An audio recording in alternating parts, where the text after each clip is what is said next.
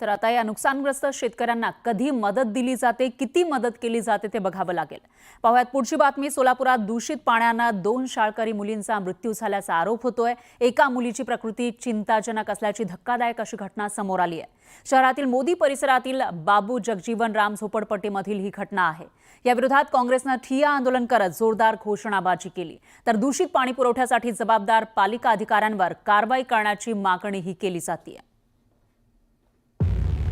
दूषित पाण्यानं शाळकरी मुलींचा मृत्यू।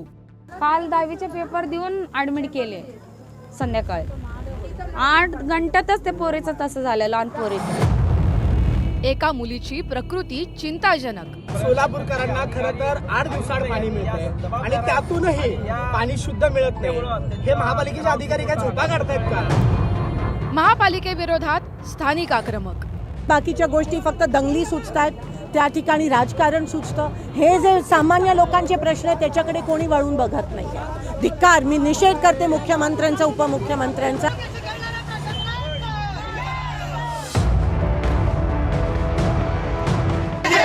शिक्षा झालीच पाहिजे, झालीच पाहिजे, झालीच पाहिजे।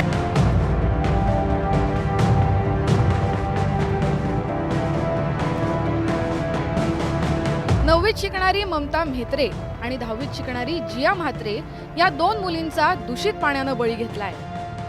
शुक्रवारी दुपारी 10वीचा पेपर देऊन आलेल्या जियाला अचानक अस्वस्थ वाटू लागलं। तिला रुग्णालयात दाखल केलं, पण अवघ्या 8 तासात तिचा मृत्यू झाला।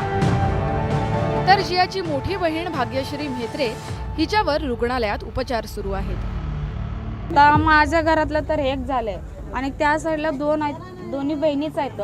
एकाचा मृत्यू झालाय, अजून एकाचा पोरीचं सांगता येत नाही। 10-15 मिनिटं म्हणून सांगितले डॉक्टर।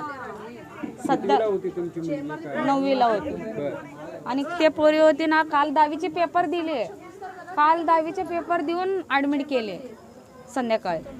गरीब कष्टकऱ्यांच्या या वस्तीत कधी 8 दिवसाआड तर कधी 4 दिवसाआड पाणी पुरवठा होतो, मात्र ते पाणी दूषित, दुर्गंधीयुक्त असल्याची तक्रार करण्यात येते। याबाबत वारंवार पालिका अधिकाऱ्यांना सांगूनही कारवाई झालेली नाही असा आरोप स्थानिक करतायत। आणि याच दूषित पाण्यानं त्या 2 शाळकरी मुलींचा जीव घेतलाय। 8 दिवस पाणी येते, त्याने रात्री पण 12 वाजता पाणी सुटतंय ना, ते पण घाण असतंय। मग सकाळ सुटलं तर पण ते पण घाण असतंय।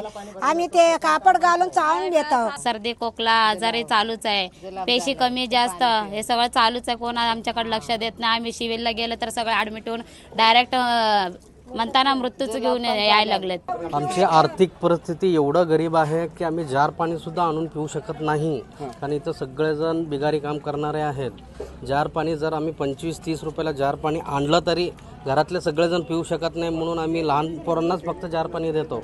पालिकेकडून होणाऱ्या दूषित पाण्याचं वास्तव समोर आल्यानंतर पालिका आयुक्त सचिन ओंबासे यांनी हे मृत्यू दूषित पाण्यामुळे झाले नसल्याचं सांगत आपली जबाबदारी झटकली आहे। जे गव्हर्नमेंट मेडिकल कॉलेज आहे त्याच्याकडून जी प्राथमिक माहिती घेतलेली आहे त्यानुसार जे मेंदू ज्वर ज्याला म्हणून ज्यामुळे डेंग्यूमुळं झालेला एन्सेफेलायटिस, ज्याच्यामध्ये प्लेटलेट्सचा काउंट मोठ्या प्रमाणात कमी होतो, तर त्याचे प्राथमिक निदान झाल्याचं दिसून येते।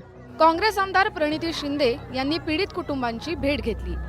महापालिका निवडणुका होत नसल्यानं सामान्यांचा बळी जात असल्याचा आरोप त्यांनी केलाय। मैल मिश्रित पाणी आणि पिण्याचं पाणी हे एकत्रित होतं, पण जर झोन असतो, महापालिका असते, तेव्हा प्रत्येक उन्हाळ्याच्या आधी हे साफसफाई घेत असते। जिकडे किरकोळ कामं आहे ती करत असते। ह्यावेळेस कोण बघताय मला सांगा? ना नगरसेवक आहे, ना महापौर आहे, ना आयुक्त आहे। म्हणजे महापालिकाच राहिली नाही तर ही कामं कशी होतील? आणि बळी कोणाचा जातोय? सामान्य नागरिक।